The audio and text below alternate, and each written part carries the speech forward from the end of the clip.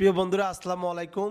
দেশ বিদেশ থেকে যারা ভিডিওটা দেখতেছেন, আপনাদের কাছে বিশেষভাবে অনুরোধ, কেউ ভিডিওটা স্কিপ করবেন না। আজকের ভিডিওটা একটু লং হবে। আপনারা জানেন আমি ঢাকা মেডিকেল থেকে আমার চিকিৎসা নিচ্ছি। আজকে আবার আমার ছেলেকে নিয়ে চলে আসছি কুমিল্লা শাসনগাছা মিম হাসপাতাল।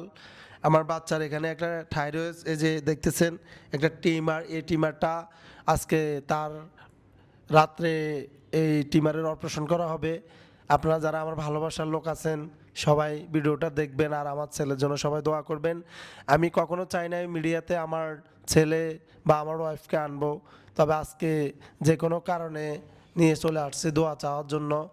আর আপনারা জানেন আমি একজন পরিবহন চালক, আমি স্বল্প আয় থেকেও সবসময় মানুষের হেল্প করছি।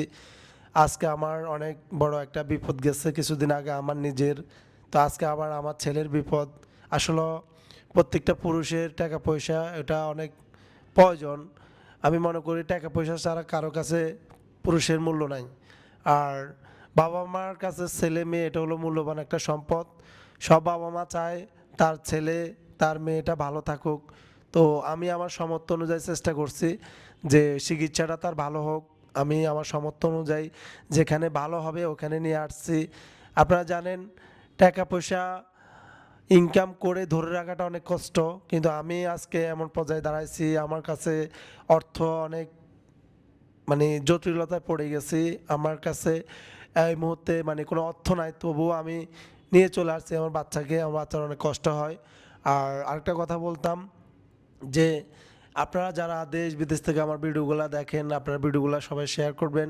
এবং এই হাসপাতালে এসে আমি অনেক ভালোবাসার লোকের সাথে দেখা হয়েছে, তারা আমার ভিডিওগুলো দেখে। আমি অনেকে আমাকে বলছে রিপন ভাই আপনার ছেলেকে আল্লাহ পাকে সুস্থ করে দিবে, আমরা দোয়া করি। আর দেখেন অনেক সময় টাকা পয়সা বড় বিষয় না, টাকা পয়সা বড় বিষয় না, মানুষের দোয়া হলো বড় বিষয়। আসলে কার দোয়া কখন কাজে লাগে যায় সেটা একমাত্র উপর আল্লাহ ভালো জানে।